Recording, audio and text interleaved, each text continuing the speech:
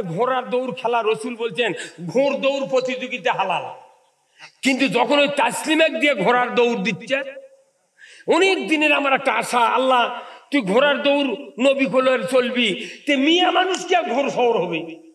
এই ভালো খেলাটা হারাম করে দিয়েছে তাসলিমাক দিয়ে। সেদিনকে দেখতে দেখতে দেখি ফেসবুকে উনি এমন ভাবে আচার খাচ্ছে, উনি আর জীবনে ঘোড়া ড্রেস করতে পারবে না। তখন আমি 6 বার করছি আলহামদুলিল্লাহ। ব্যাটা শোন, প্রত্যেকটা জিনিস হালাল ও হারাম করে দিচ্ছে, কথা ঠিক কিনা? ঘোড়ার দৌড় রসুল বলছেন তুমি যুদ্ধের জন্য ঘোড় দৌড় প্রতিযোগিতায় তুমি অংশগ্রহণ করো, তোমাকে ট্রেনিং নেওয়ার দরকার আছে। সেই ঘোড় দৌড় তুই মেয়ে মানুষ দিয়ে খেলে নিয়ে ওই চাকল মার নিনগার পাথার বাটাম ফাটাবি তোমার ঘোড়া খেলার। তুমি শোভা চাচার হুঁশ পাও না, তুমি ঘোড়ার খেলা খুব পারো। ওদের ঢুকা থেকে ঘোড়ার খেলা নবী কত দেখা চলবি, কিন্তু মেয়ে মানুষকে মানা মনে করবেন না এগুলা মোট আমি জানি, খবর কই না, কেসব কই না, যে তোরা যা পারিস কর, বিচার করবি আল্লাহ, বাটাম ফাটাবি আল্লাহ, আমার কোন টেনশন নেই। মুসলিম আমি, সৈনিক আমি, আমি চির রণবীর, আল্লাহকে ছাড়া কাউকে মানি না, নারাই তাকবীর। মুসলিম আমি, সৈনিক আমি, আমি চির রণবীর, আল্লাহকে ছাড়া কাউকে মানি না, নারাই তাকবীর। বীর মুসলমান ধরো আল কোরআন, ফিরায়া আনো সেই হারানো সম্মান। বীর মুসলমান নারাই তাকবীর, আল্লাহু আকবার, তোলো ধ্বনি ধরায়া রাখবার। বীর মুসলমান ধরো আল কোরআন, ফিরায়া আনো সেই হারানো সম্মান।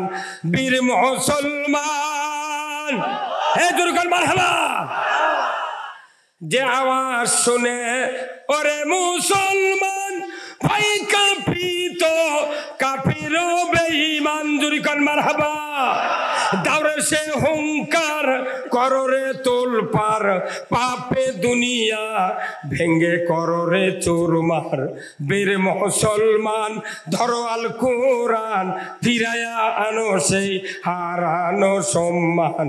বীর মুসলমান আমরা বীরের জাত, ইসলাম বিজয় না থাকার কারণে শিকা ইন্দুর বীরের আমাকে মাথা লাগতে লাখো টিপ দিলে দুধ বাড়াবি রে, তার কি কথা শুনে আমার গাও সিংড়ে ওঠে। দুনিয়া মদিনা হয়ে গেছে, এগুলো বক্তা বাটাম ফাটাবি কব্বরের মধ্যে। দেখা লাগবে কিয়ামতের ময়দানে, সব ওপেন ফিল্ডে দেখা যাবে, কথা ঠিক কিনা? সব ওপেন হয়ে যাবে। কার কি অন্তরের ভিতর গাদ্দারি? এই আমার প্রিন্সিপাল সাহেব বললেন যে দেহের ভিতরে এক টুকরা গোশত আছে, এটা যদি পবিত্র হয় সব পবিত্র, এটা কোনো অরিজিনাল কথা, কিন্তু এই টুকরা মানে কি, এটি কি 200 গ্রামের একটা গোস্তর ঝুলেন আছে, ওটি বসির কালাত করে ঢুকে দেওয়া আছে। এই গোস্ত মানে কি জানেন? পুরো দেহ তো গোস্ত, এই পুরো দেহের মধ্যে যে একটা গোস্তর পুরো একটা আমরা একটা বডি, এই গোস্তর মধ্যে এমন একটা জায়গার থেকে মানুষের চিন্তার উৎপন্ন হয়। এই চিন্তার জায়গা যদি ভালো থাকে তাহলে পুরো দেহ ভালো, চিন্তার জায়গা যদি খারাপ থাকে পুরো দেহ খারাপ। কথা কোন দেখা? তাহলে আমি যে 40 বছরের জিকির করছি, কলবের 2 আঙ্গুল নিচে কলবের মোকাম কি, তাহলে ই আবার সুদে করে টাকা লেছে গা, কথা কন না? ও ওর বউ পর্দা থাকে না গা, কথা কন? পীর বাড়িতে গেল, বউকে কি তাড়িয়ে ঘরের মধ্যে তুললো, পীর চলে গেল, হাঁস মুরগির ঘোড়া লাগান ছাড়িয়ে দিল, দৌড়ে যাচ্ছে পারে। কথা কন? ফুরফুরা আবু বকর সিদ্দিক রহমতুল্লাহ আলাইহির জীবনী আমি 7 বার পড়েছি। এই আইলপুনে দরবারের মোজাম্মেল হক নাই ভাই, ওয়াইসকারীর ছেলে, এই মাদ্রাসায় চাকরি করছিল, এখন আছে, উনি আসেন নাকি? এখানে আসেন? হ্যাঁ, ওনাকে পাঠিয়ে দেন, বক্তৃতা করি তোর বসেছে। ও মোজাম্মেল হক পাঠিয়ে দেন তো। ওনার বাপ আমার খুব খুব ভক্ত ছিলেন।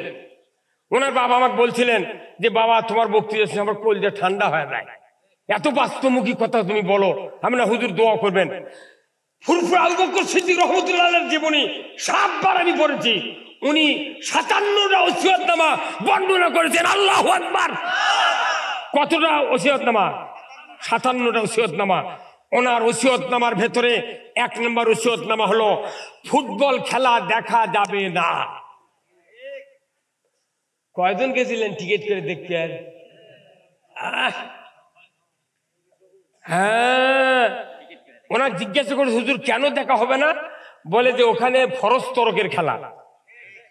2 নাম্বার আল্লাহ এবং রসুলকে ভুলে রাখে। 3 নাম্বার নামাজের ওয়াক্ত চিহ্নিত হয় না, এই জন্য ওটা হারাম। কথা বুঝেন? সেদিনকে আবার খুব চিন্তা হলো,